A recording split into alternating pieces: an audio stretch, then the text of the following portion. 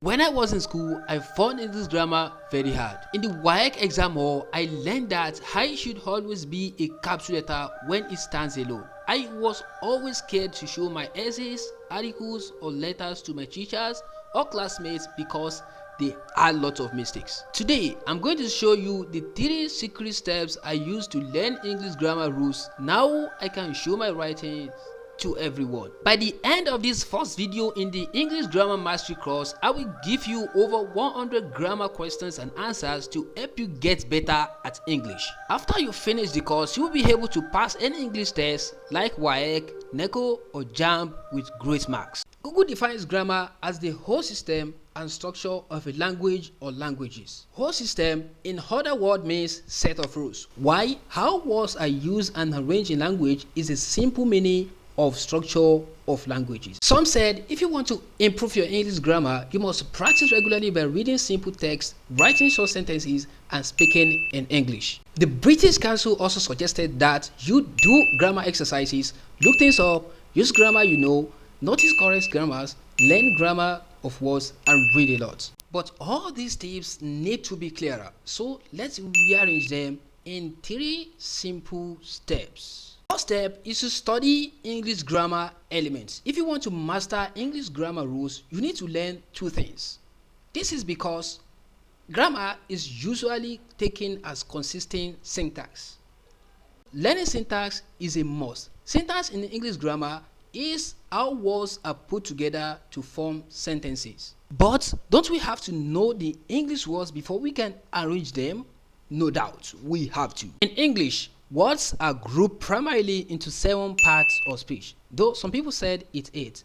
Those word classes are nouns, pronouns, verbs, adverbs, adjective, preposition, and conjunctions.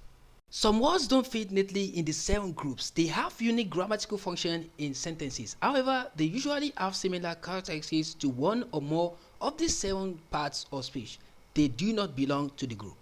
They are articles, particles, determinants, gerund, and interjections. Let's call them the 5 secondary word classes.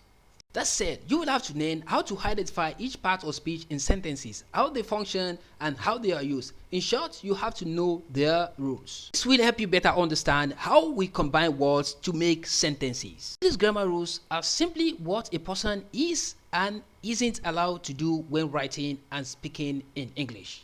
One of the common grammar rules is subject-verb agreement, which says that subject verbs must agree in number. That is, singular subject takes singular verbs and plural subjects take plural verbs. In the sentence, the cat chases the mouse. The cat is the subject and verb. The verb is chase.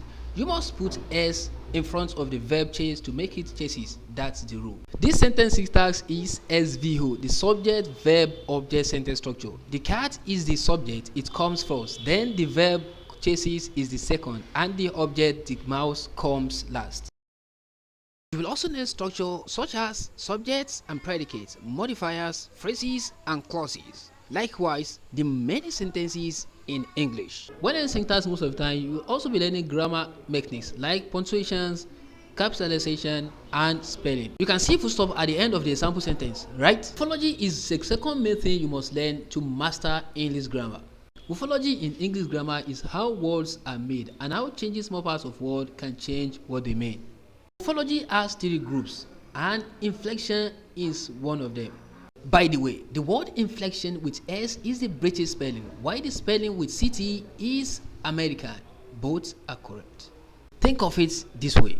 Morphology at the top of the tree, inflection below it, then derivation and compounding as the 2 sibling roots. When you make plural from singular, that's inflection. For instance, when we change the verb chase to chases in the previous example. When you add the suffix ness to the word kind to form kindness, that is derivation. An example of compounding is when you join the word bed and room to form bedroom. That said, you come across inflection, derivation, and compounding when learning the part of speech. However, you should focus on inflection and learn its 2 main groups. Conjugation. This is how verbs change 2 tenses. For instance, when we change eat to eating, to eat or eat. The second group, declension, is the change that happens in nouns, pronouns, adjective, and adverb. For instance, word to comparative or superlative. The PDF for this video includes exercises on syntax and morphology for you to understand them more. The second step to learning English grammar easily is to use the grammar rules you have learned. One day, I was chatting with a publisher who wanted to buy story rights. He asked me what kind of storybook I usually write. I replied, I used to write literary fiction, but now I write thriller and mystery with a mix of literary. And I was wrong for saying I used to. He said it is I used to. If I meant that I usually write literary fiction and I said I used to, I am wrong. Because I used to means something I had been doing in the past but not anymore. In this case, I usually write or I write is correct. However, the man is incorrect. I used to is an incorrect English. He probably made a mistake due to the pronunciation.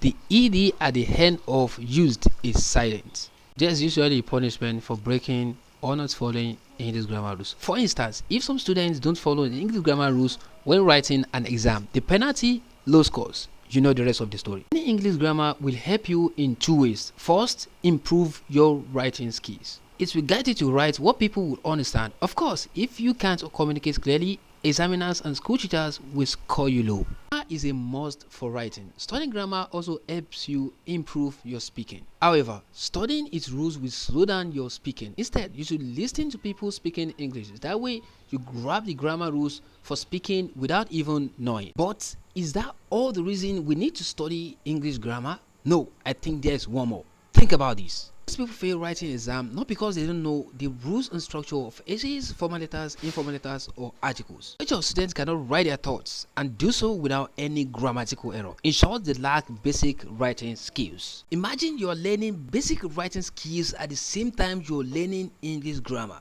With this, you will have the fundamental skills for writing without any errors. This should be your goal if you don't want to hate grammar and want to have fun along the way. If you don't study English grammar to develop your writing skills, it will be hard and you will hate learning the rules. This is because you will keep thinking about how to use as, have, used to doing, tenses, like, and as. To learn English grammar the easy way, you will have to do tons of grammar-based exercises. That is, if you learn nouns, you will do lots of exercises on noun. The same goes for other parts of speech, including syntax and inflections. English grammar rules are made by two sets of people. If you know them and you know yourself, your victory will not stand in doubt. These two people are nobody and everybody. The rules of English grammar rely mostly on popular opinion and how natives speak and write the language. They are not straightforward and have a lot of exceptions and variations. For instance, there's an exception for the subject-verb agreement rule. Collective nouns can sometimes take singular or plural verbs depending on whether the emphasis is on the group as a whole or its member. So the sentence "the team is playing well" and "the team are playing well" are correct. In the first sentence, the word team emphasizes the individual members of the group. In contrast, the word team in the second sentence emphasizes the whole group. When you do grammar elements based exercise, you will have mastered all their rules, exceptions, and variations. In such sentences, you make changes to given sentences, combine a series of words as sentences. This will help you be able to develop basic writing skills, your number one goal in studying grammar. In such exercises, you will write short and long grammatical correct sentences and then correct grammar errors in sentences, passages, essays, letters, and stories. You do this for each grammar element you have learned.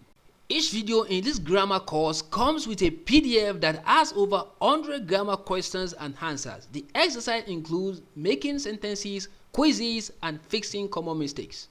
You can type your answers in the PDF, delete them if needed, and click check answers to see if you got them right. Third step is free writing. To take your writing skills from the mechanics of basic sentence writing to the ability to construct simple sentences or paragraphs, then you have to write original sentences and paragraphs by yourself. This way, you'll be applying all the grammar elements and rules. That is, you write a draft and edit it. Keep doing that and do not stop writing and editing. To write is human, to edit is divine. The more you write and edit, the better and perfect your writing skill become. The interactive PDF with each video in this series will get you to write original sentences and make grammar rules your second nature, so you can use them in your writing without thinking about them. This writing essay, letters, stories will be much easier.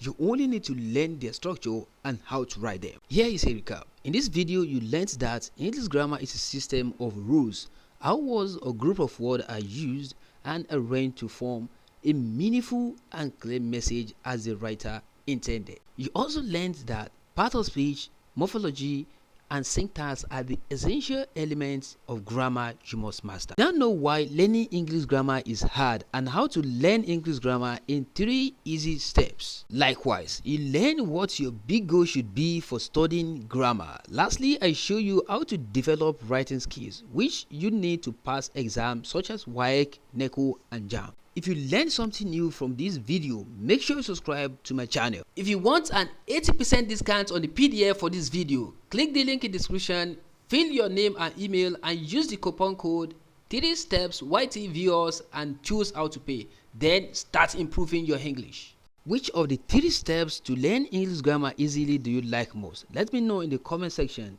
I will do the same. See you and have a nice day. Happy learning.